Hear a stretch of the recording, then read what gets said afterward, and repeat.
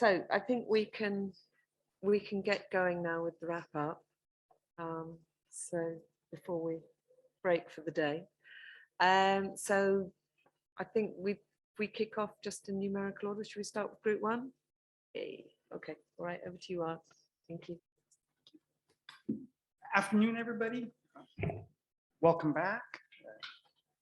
So I'm part of group one, which included Nuno, Antonio, Allison, myself, Teresa, Nagar, and Rebecca. And I'll be presenting what we did for our day today. And we, of course, started with the first question, which is, what are the key steps in heritage sample archive management? And we didn't start from the point of managing the archive. We actually started from the point of establishing the archive and whether an archive should be established. So we thought in our discussion that the first thing would be to get the institution you're a part of on board with establishing the archive.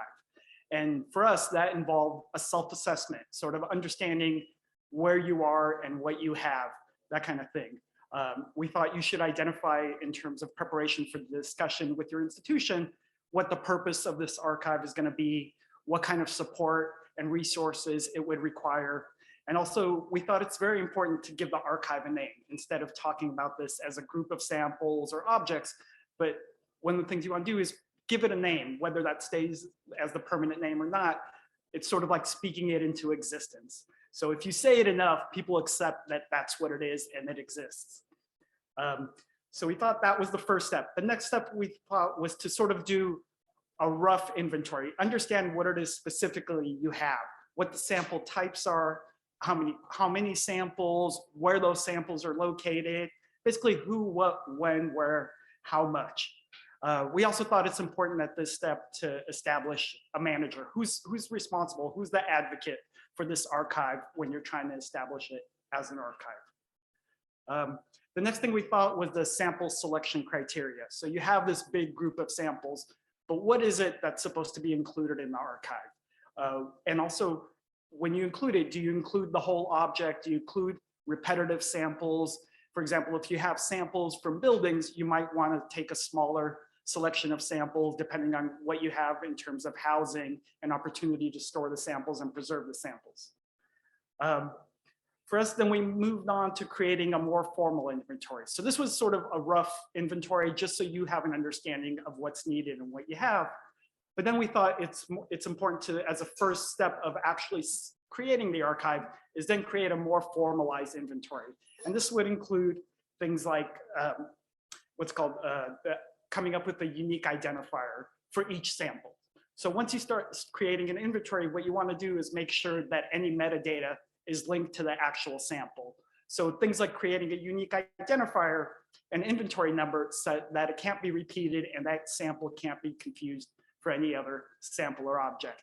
And for example, at my institution, that unique identifier contains some information, not just a numerical number, but it also contains some information on the sample type. So there'll be a 3 or 4 letter prefix to identify what the sample type is, and then the numerical value that acts as the unique identifier to help keep data linked correctly and also to keep every sample individual.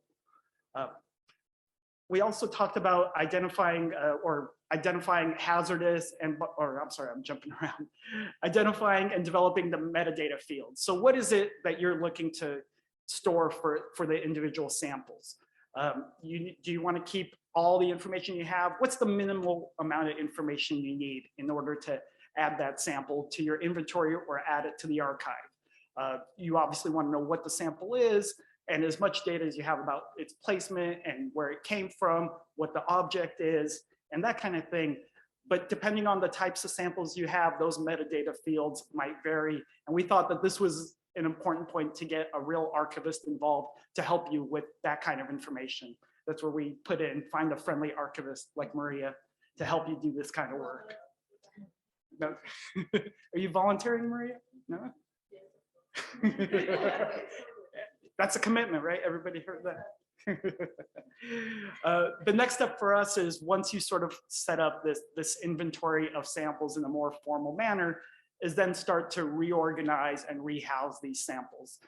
That might not always be necessary. You might not always have a dedicated space for these samples, but it's good to have a single inventory so people know everything that's accessible as part of that archive, and also so that people know where they can sort of house it. And it's also important to house these for long-term preservation and storage. So make sure they're properly housed so these samples can continue to be used and sort of be sustainable. We also thought it's also important to then establish sampling protocol for new samples. So once you've done all this work to kind of create an inventory and an archive, you don't want to return several years later and then have a whole new set of samples from the same situation you started at. So we thought it was important to set up sort of guidelines for new sampling that would include the metadata that's required, so that when things are sampled, you already have that information to directly input into your inventory or database. We then continued with developing a statement of significance, and that involved identifying stakeholders and interest groups. And it also involved assessing the value of the samples in your collection.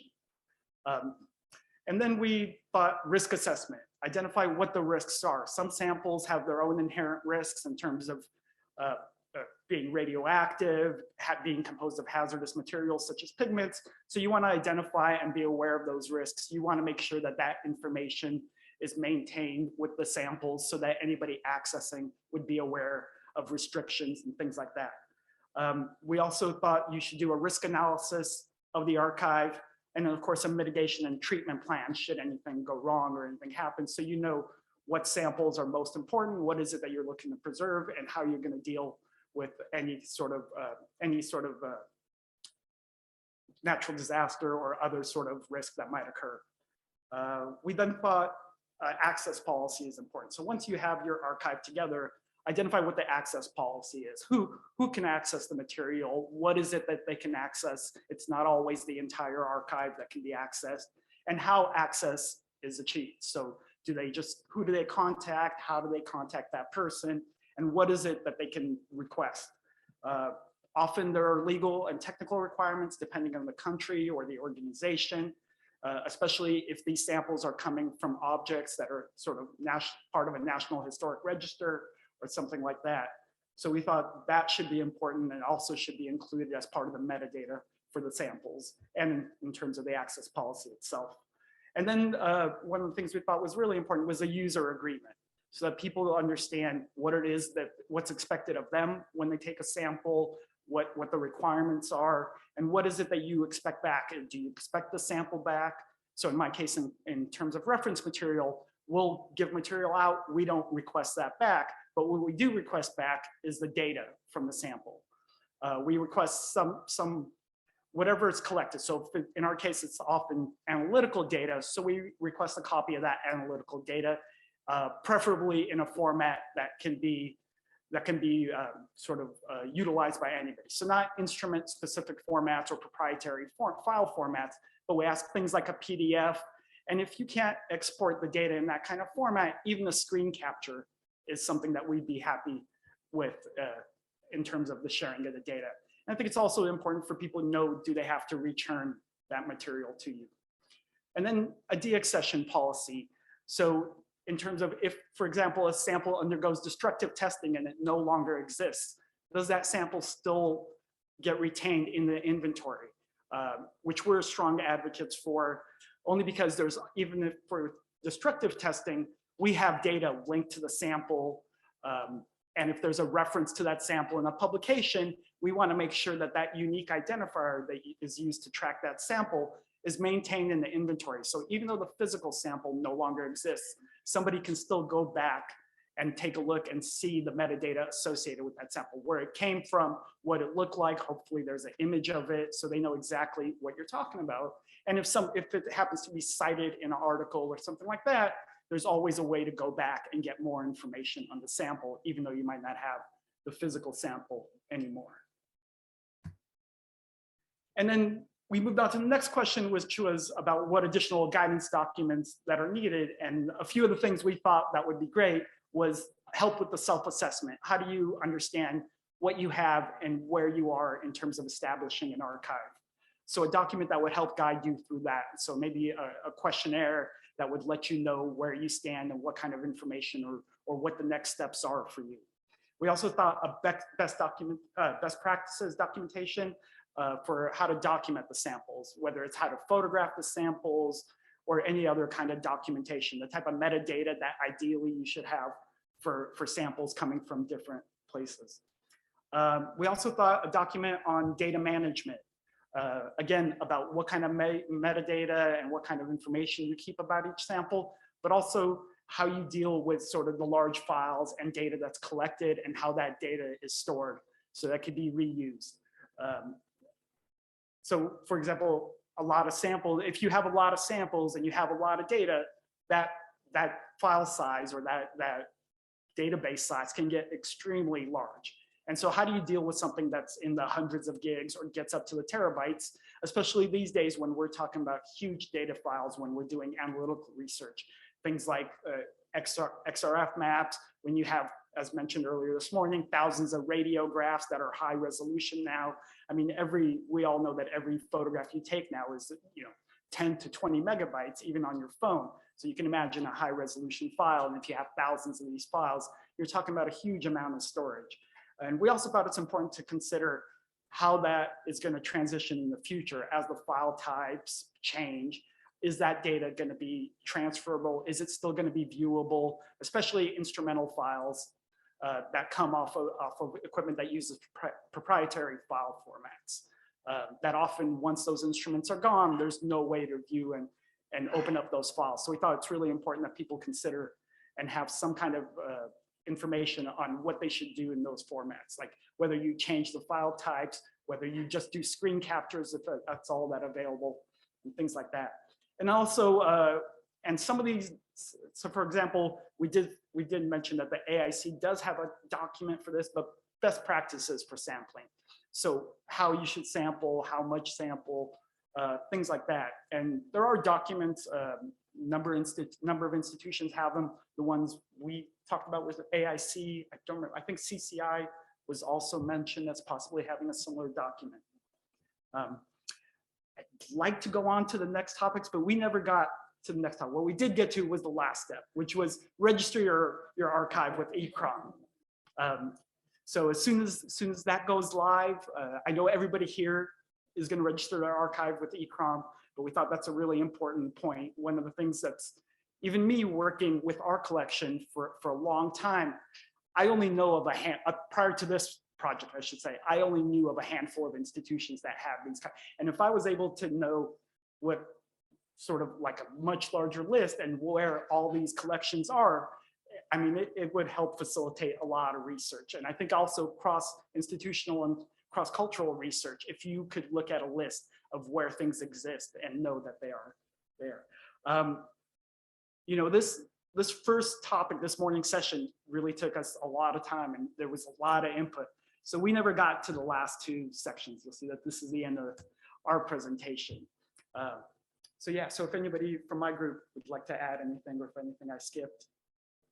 Yeah, a lot of thumbs up, so thank you.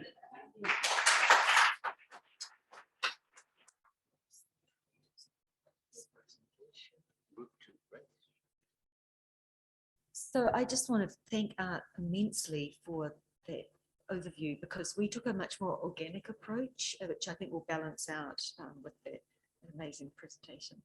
Our group was Margarita, Ruben, Luis, and myself, and you can see my colleagues again very hard at work here.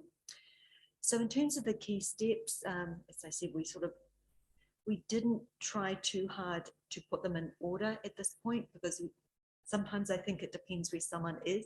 So we think the criteria for organization and management, the topology of samples, there's some overlap with there. The ingestion and collection, again, having an identifier there, defining the ownership and usage rights at the beginning. And for example, the samples could have come through a project from another museum, so you have to make sure that their ownership, do you actually own them, or did they retain ownership, and can they be shared? In terms of where they are, the location, the barcode, the QR. I got so excited with the QR code this morning. Hadn't thought of that yet. And then all the associated information that's needed. When, why, who, what, how it was taken. where, both from the geographical as well as the physical location on an object. And part of that whole bit was defining structured procedures, standardizing terminology, the physical storage, of course, long-term preservation policies, use of samples and users in terms of the techniques, as I said, whether it's destructive or non-invasive, and the access policies, the management of that, the tracking and making the catalogue available. Good ways to help institutions improve the management. So, of course, we want to borrow Moreira also, but I guess anyway. Defining and following the access and usage policy, and it needs to be written and followed. I think we talked a lot about the fact that we have implicit ideas, but it's not written down, which makes it really hard to enforce and keep with. That the manager of the collection needs to be open-minded to new possibilities, such as access, sharing technology, so things can be adapted, because sometimes you have people who are gatekeepers and really don't want, they're controlling rather than sharing. So that's an important bit. And the support of upper management, I think, is really critical to recognize the collection within the institution. Without that, we're all floundering somewhat. Ensuring that it's recognized both morally and financially would be optimal. And that the resources allocated to that there are resources, whether that's the staff, time, space, housing materials, that there's actually a recognition of the importance through some sort of support there. Having the infrastructure being integrated into a sustainable platform within the institution, integrating the reference samples into the larger institutional data system or process, defining the information that can be shared with audiences, and whether that's within colleagues where you would literally share a sample, or the data for audience, public or others, and then fair data in terms of the extracted non-proprietary data and making that available. In terms of additional guidance document, some of this is there, but we sort of, again, want to make sure that the access and usage policies are clearly defined, and maybe we can share those, that the documents we have work or describe process in regards to where the people are. So if they're very basic level, letting them know how to start. I think, as Art said, what's your documentation process? Whereas someone might have documented, but now they need to aggregate their metadata. So thinking about those levels of how someone's coming into the process. The risk management and preservation plans, and reappraising the sample archive, which are touched on already. What should be part of it? What needs to stay with it? Do you need to remove samples? And refreshing the concept. We were thinking particularly in terms of Indigenous collections and what may have been collected, and whether or not that should still be part of the archive, or it should be returned to who actually really owns that, and that respect that's required to be there and needs to be there.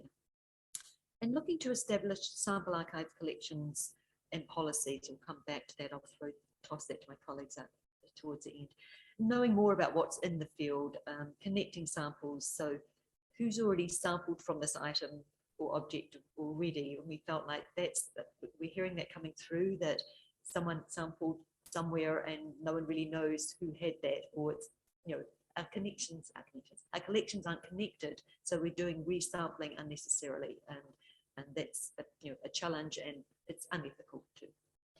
So this is where someone said something about a task, and I'm like, what? We had a task? So this was a very rapid afternoon response to visualizing interconnected parts of what needs to happen in the archive. So you'll see that there's 3 sort of bits, and then other bits that connect, and that they all need to happen in terms of, so basically you've got, deciding what's in there, your ownership and usage, all of the documentation, and then the use and users and the access and ethics sort of as your main components.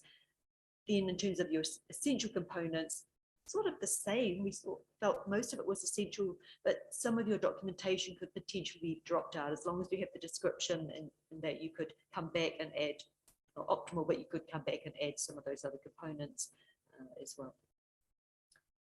So session 2, the fundamental ethical principles that should underpin the collection, use and management of heritage samples.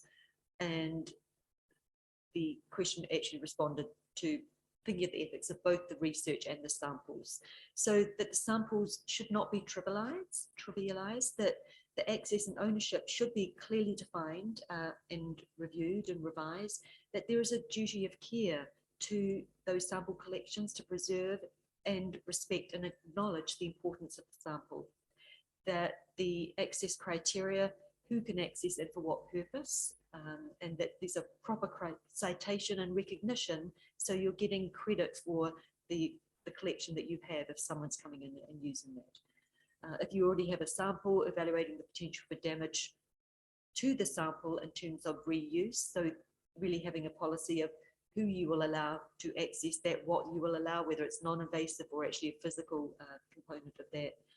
And then the traceability or tracking of what analyses have been undertaken. So a lot of colleagues described how within their institution, someone may take a sample, but there's no record of what actually happened, that someone took it into the lab and hey presto, it's not there, or part of it came back and no one really knows where that is or where the data is. From an institutional perspective, what level or volume of requests can you actually handle in managing demand? And again, to Art's point, it's sort of a research proposal in terms of what you want to, that user agreement. What is someone telling you they want to do? So a justification for the sampling in terms of the ethics component. That all of these points must be explicitly stated and written down so that the ethics, the access, and the policies can be pointed to and followed and not just implied. And I personally feel that's really important. We have implied processes, but we have not written them down. So it's really hard to follow through on that if you haven't actually written it down and discussed it with interested parties so they're aware of it. And then taking into account the legal complexities, some of you may have had to deal with the legal components of samples that were given or taken from a item, then the artist's family or a foundation takes over and suddenly there's a challenge of who actually owns those samples. For task 2, in terms of a statement of ethical principles, so we felt that the sampling should only be undertaken after careful consideration, that those principles need to include establishing the ownership as well as access and use rights. Again, that the holding institutions should be held to a duty of care to preserve and assure longevity of the archives, that the ethics for research and sampling include that justification of research, traceability is important, and that those ethics statements must be explicit and documented. And Luis, also the responsibility for ethics associated with the preservation, access and long-term sustainability should not be ours alone, that we should be encouraging and requiring our partners and connected professions and disciplines to be part of that decision as well. So some of the observations associated with that were being more aware of other groups outside the cultural heritage in relation to their sampling protocols, engaging with Indigenous populations and special collections to be part of the process of the ethics and how we're managing those, introducing lectures and training for new students so they don't have to learn on the job and then make mistakes and go, oh, I wish I'd known that, and making the ethics and sampling a very well understood activity. To the afternoon session, what are the primary challenges for access provision? It's sufficient metadata, and there was a discussion here of what do we mean sufficient for who, but sufficient for people to access the archive and search it, enough for usability and findability in terms of fair data, structured terminology for describing that so that you can actually use a term that's a shared term. Making the catalogue online can be such a huge challenge. I know I've talked with colleagues and that's a challenge we're having, that IT policies change and just getting it there has been really, we know what we want, we know how to do it, we just can't get the support. Resources to provide physical access, whether that's sending it to someone, whether it's having them come on site in a controlled space, integrating into the rest of your institution collections, and defining the criteria for access and use, including the written policy. We think that's again part of the challenge. So we kind of combined we kind of wrote this in terms of the task. So what ways could institutions address the challenges within their existing resources? So looking to other fields such as DNA, biological conventions and related protocols, sharing the policies and procedures by defining a template for access, as we're starting to do in the guide for access policy, dissemination and promotion of the existence, because without this, we really can't get moving forward. Interoperability. So can we look at the development of shared multilingual terminology, the data formats being interoperable, the common APIs. So we're not all redoing, we're leveraging and sharing what we're doing. And of course, as part of that, coordinating between the cultural heritage institutions to avoid duplication of effort in terms of sharing software solutions, leveraging funding potentially so that maybe one institution takes part and takes that forward, another one gets funding for another part, and we can share and combine those efforts.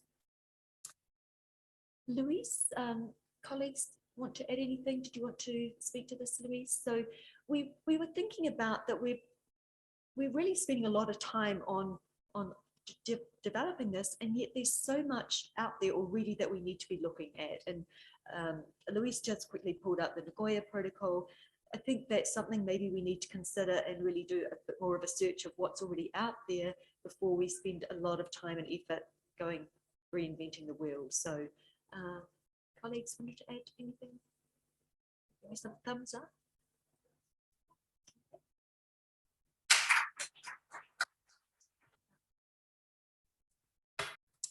So I will talk on behalf of Group 3, Antonio, Agda, Anna, myself, and Simone Palmeirim.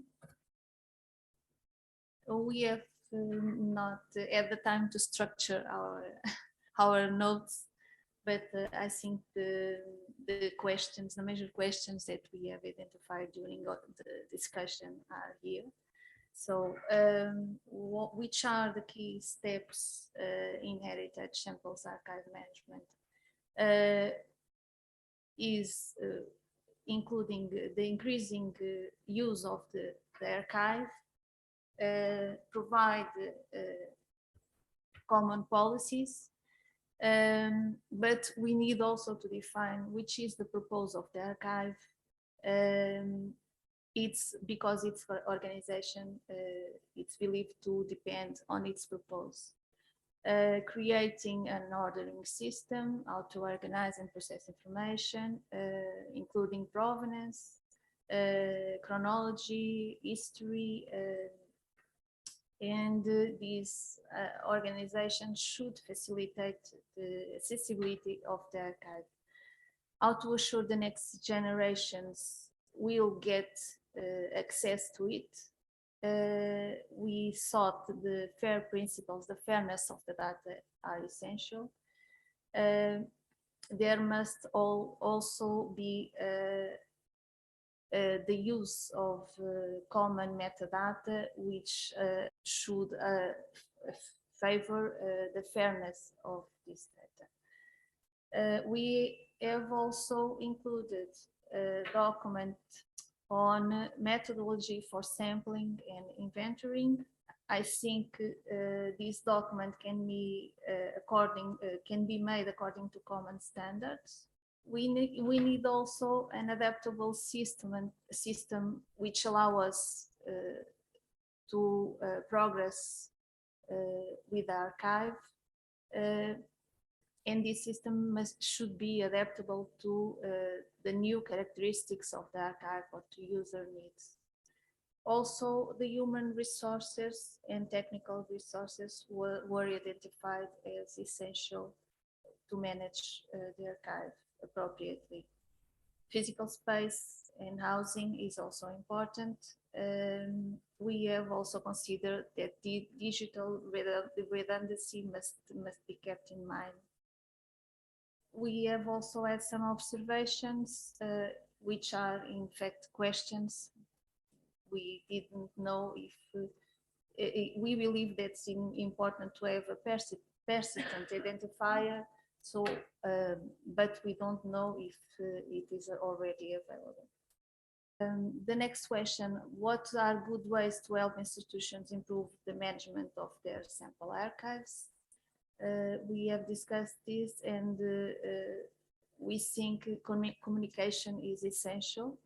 and also training and proper guidance. All should get acquainted with the statement of significance, and the budget and money is also very important.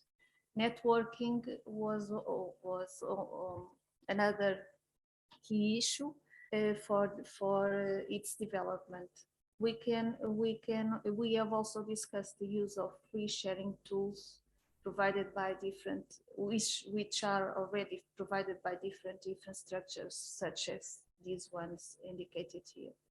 As guidance documents, we find it required some collaboration included in the sense of the European standards in practice. The European Committee for Standardization, these committees should be involved in the preparation of these documents.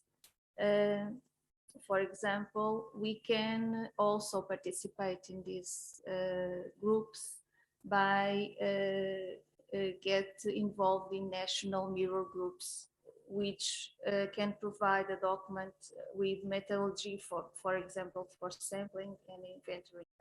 But what were the fundamental ethical principles that we have identified during the whole discussion? We should understand the collection and the archive before making some changes to it, or so that we can conserve it and preserve it. Transparency, traceability and quality control, and also conservation of the sample for the next generations were also considered important. For example, how to recognize and acknowledge the authorship, or which is the origin, and who kept the sample, where, in what conditions, what analyses were done to it, the custodian chain.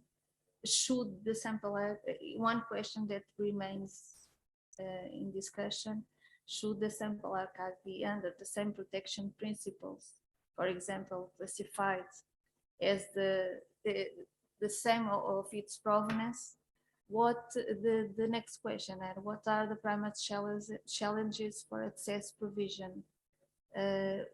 We think these challenges are to have clear and adequate regulations, to provide some policies and legal procedures to guarantee the correct access, to assure the property rights and confidentiality agreements, to avoid or to prevent inefficient management of an archive, which can also cause problems in the access, to provide digital procedures in order to better share the information, and that this information can be easily findable. In what ways could institutions address these challenges in order to enhance access to their archives? We have also talked about the user agreement and what it involves, and what it is in how it is important to access. This is our group. I don't know if my colleagues have something to add. No. Everyone do only one thing. No, it's not true. We discuss it. Group 4, right? Yes. So concerning the first question. Sales in our group. Oh yes. So the three of us, then Anna, and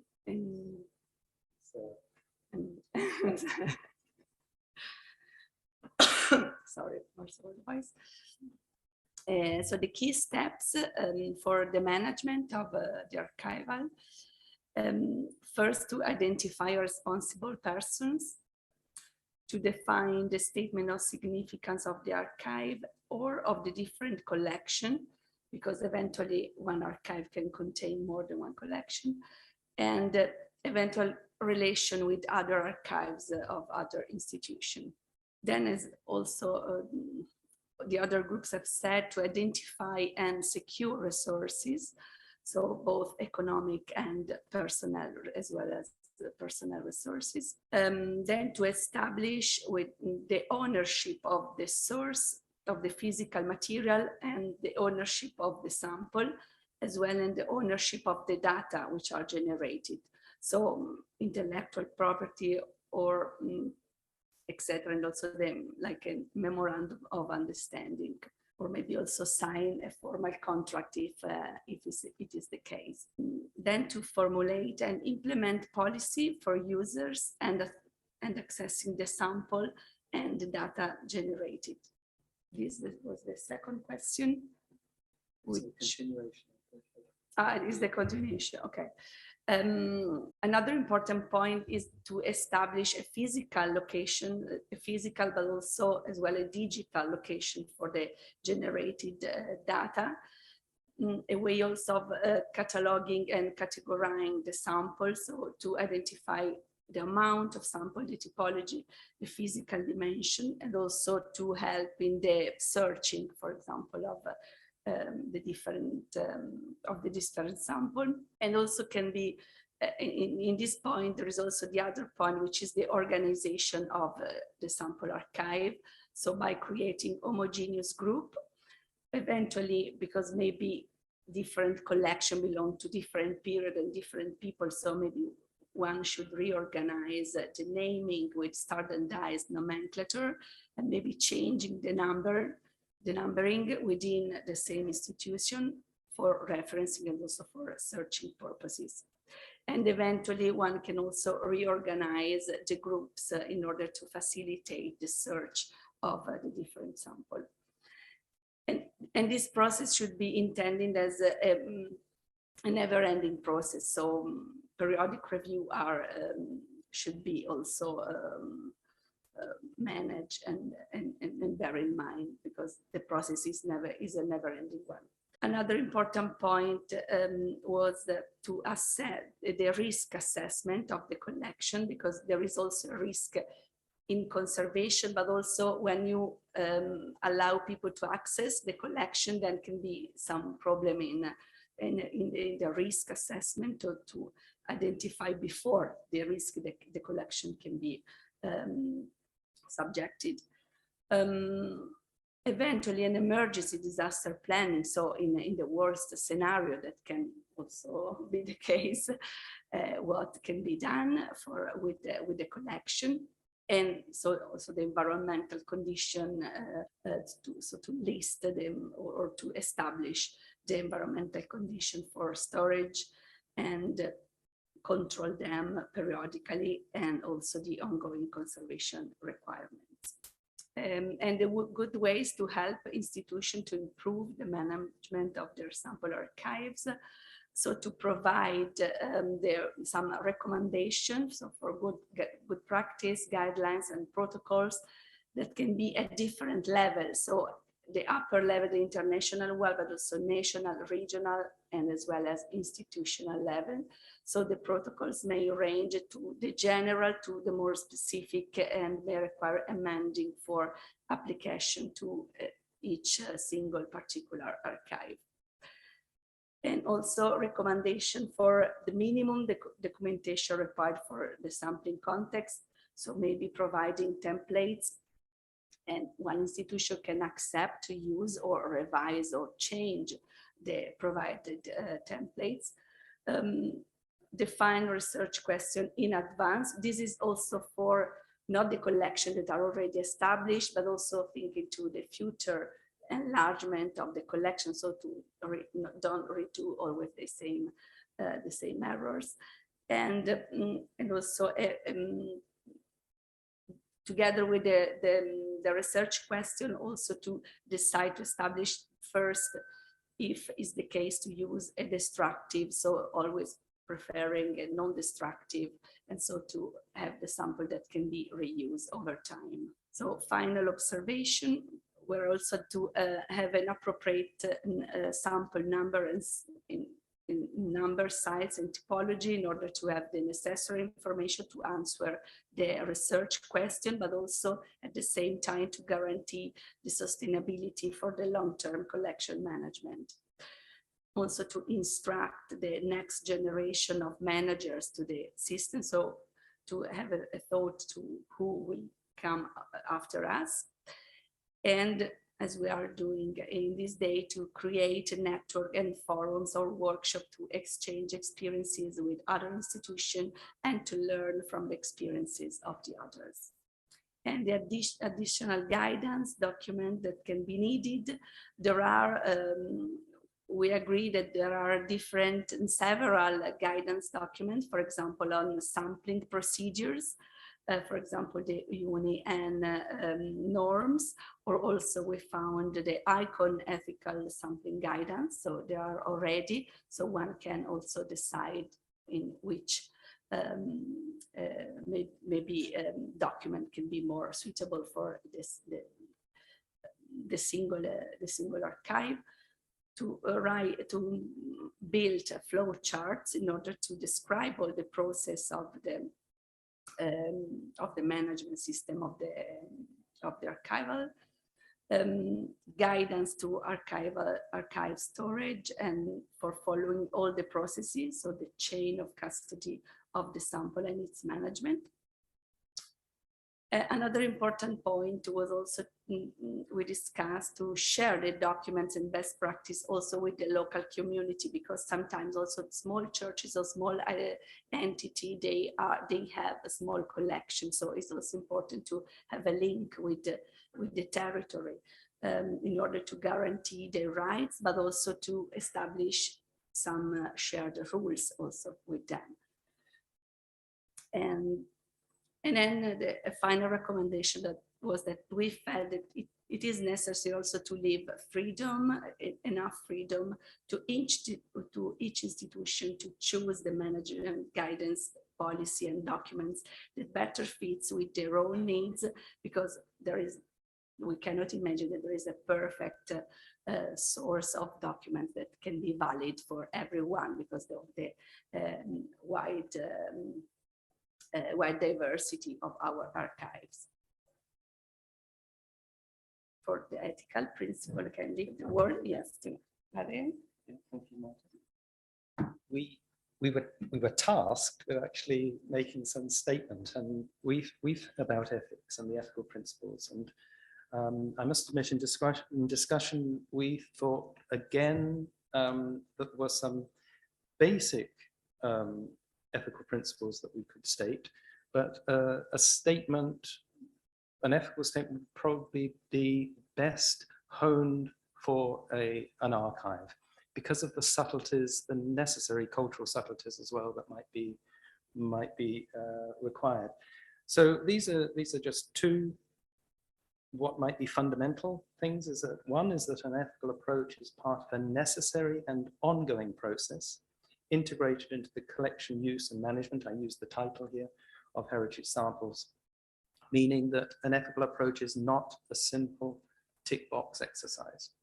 Further observations were that best practice for ethical approaches requires guidance and protocols formulated on an ethical basis. And as we've indicated before, a number of these already exist. So it would be good to consult those and see whether they fit your requirements. Another issue, of course, is the ethics around ownership of the host objects and of samples. Ethical issues, of course, are not the same as legal issues, and that's one thing that we need to bear in mind. Long-term storage and safeguarding of the physical samples and of the generated information and data. And we thought there would be some differentiation there with the interpreted knowledge of that body of information and data and physical samples. This is an ethical obligation.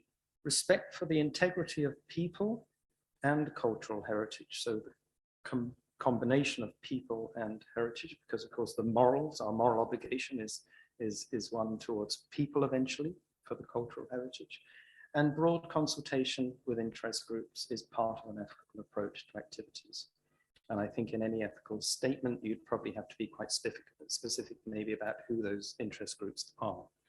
Documentation is an ethical obligation, and it's an ongoing process. So just as the ethical aspects are integrated through all of these processes, so is documentation an ongoing process. Part of documentation is, of course, publication of results and other types of dissemination of generated information, data and knowledge. These are all part of an ethical approach. Open access to generated resources is a desirable ethical aim. Reusability generally is a desirable ethical aim for sample archives, and sustainability is a desirable ethical aim. There are probably many more, but we didn't compile them here, but the important thing is that this list is ongoing. This would be one of my finest PowerPoints I've ever constructed. Anna, Sarah, and I had 2 minutes at the end to copy and paste some stuff into their PowerPoint. We felt that for this particular question, the primary challenges for access provision. Often this would be interpreted by colleagues in terms of outreach, or disseminating information about our collections or archives and trying to forge new partnerships. We were more interested in the establishment of trust between a host institution with samples and other parties that may want to borrow or use or share our data. Sarah pointed out, and I agree completely, that one really important and often neglected part of this equation is acknowledging and having formal, clear relationships with sometimes very small, underfunded institutions who mean well and want to do something nice, but then their part of their chapel disappears off to elsewhere and they never hear about it ever again. They don't have any point of contact. So there's these looking primarily at the trust between institutions or researchers and host institutions. We did want to underline that the hosts of the source materials as well, we should have formal relationships with, and they should be clear and they should be explicit from the outset. Right. So in terms of observations, we were, for access provisions and challenges there,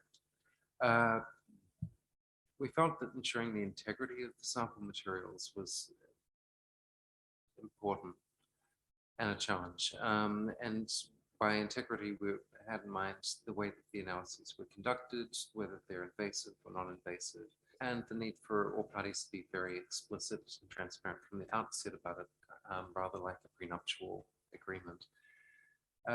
This for the, actually, what is, sorry, I'm jumping back again, because this is scattered. We also, at the outset, want to differentiate between lending physical samples out and potentially having them returned, and the sharing of data, where an institution may only allow one or the other, but they probably would have different policies for each, so there's some sort of double up that would be involved here.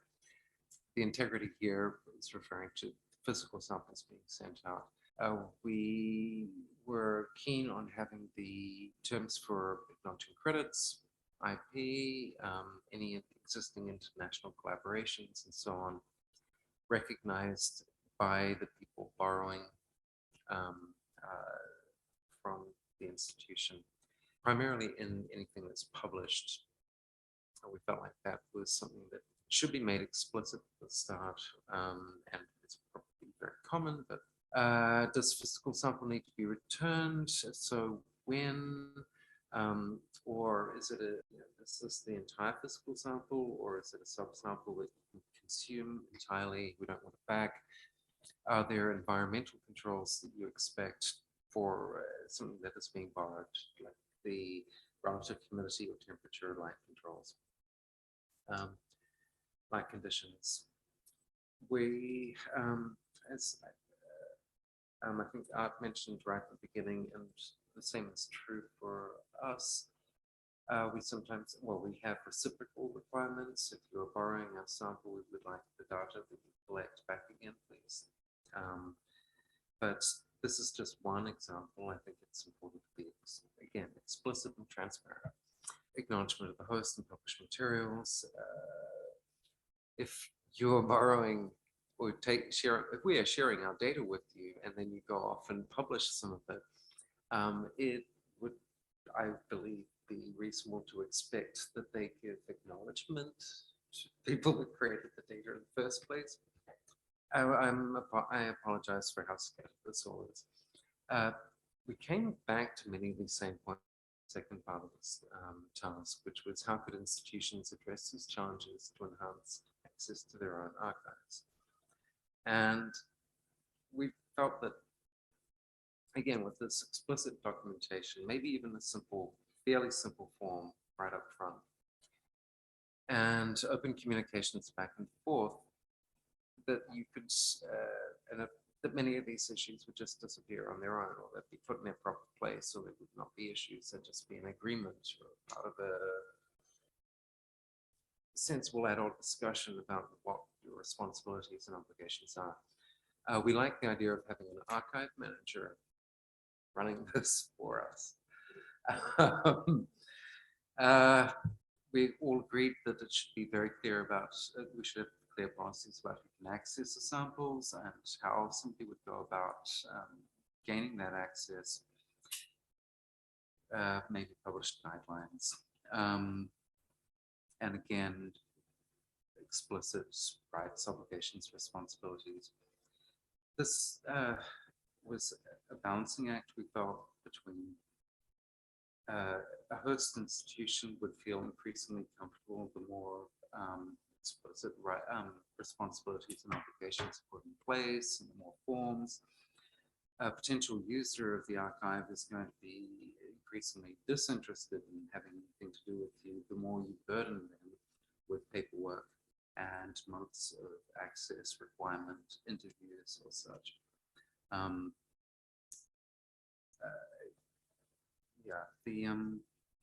I think there should be some kind of, we listed some of these conditions that we thought might, as examples, 3-month returns to a cool dark environment, non-contaminated environments, or maybe anoxic ones, the need to acknowledge certain people if you're publishing, maybe other conditions that need to be satisfied, such as a separate consultation with the original caretakers of the source material, whether it's some small church or community or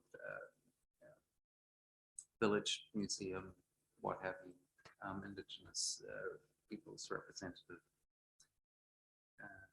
I think that is us.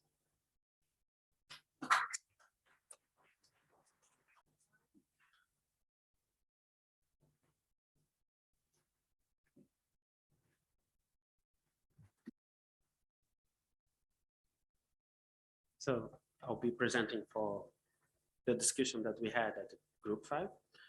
The participants are me, Guilherme, Maria Caravaca, Melangio, Serena Benelli, and Tom Lorno. Well, the first question was, what are the key steps in heritage samples archival management? The first point will be management to organize, describe item by item as in a catalog, photograph, preserve, and sometimes rehouse the samples, and labeling and provide access. Consider the purpose. Preserve and maintain the value as a potential for research, contributing with knowledge about cultures or civilizations, and appropriate conditions. The holding institution should account for the preservation and the valorization of the sample archive, ensuring adequate supplies, storage, and human resources. The second question that we discussed about was, what are what are good ways to help institutions to improve the management of these sample archives? First, state your point. Establish the statement of significance that we discussed yesterday. Second, human resources. Have someone responsible for the management. Ensure continuity. Budget to be assigned to the archive, reaching an understanding with stakeholders and decision makers. Then, advocacy and outreach.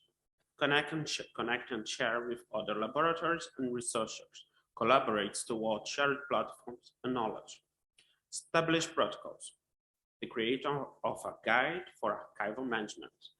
And I would really recommend to consult with Maria. The next question. What additional guidance documents are needed?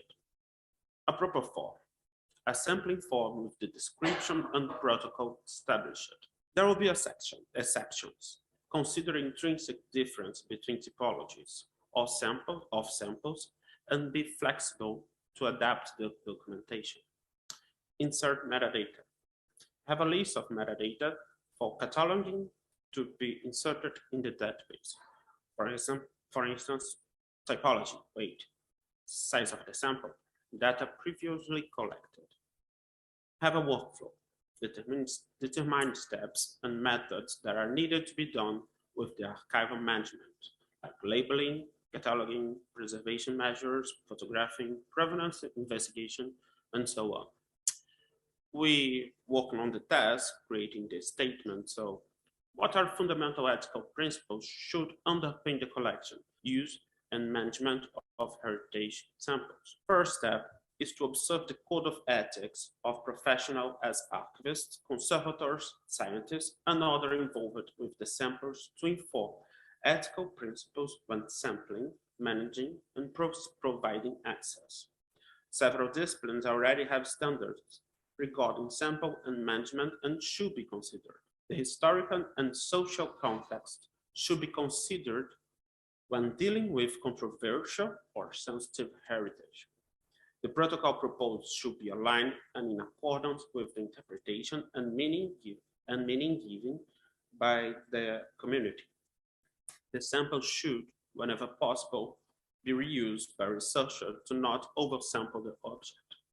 What are the primary challenges to assess provision? A manager, to have someone responsible for the archive. A procedure, to have a policy for sample handling made by a multidisciplinary team and transport out of the building. A room, to have a consultant room for the samples. A database, to have an inventory and a web-based catalog. Outreach, to communicate and to be known, and to have support, to be supported by the decision makers and secure budget and resources. In what way could institutions address those challenges in order to enhance access to the archives? First, soft skills. Communication skills to prepare and present a good proposal for decision makers and for external funding. Group up, to create a network between institutions and professionals with shared objectives. Methodology, to establish modalities to keep it active and functional. To know how to present, to have a marketing strategy to support your project.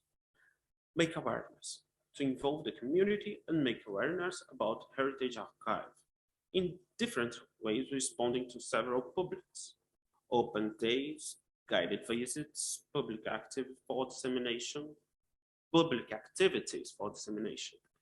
Lastly, our group tried to create proposals that we could say first, propose a Carta de Évora, that is Évora chart, on sample archives as a recommendation paper to contribute to future efforts.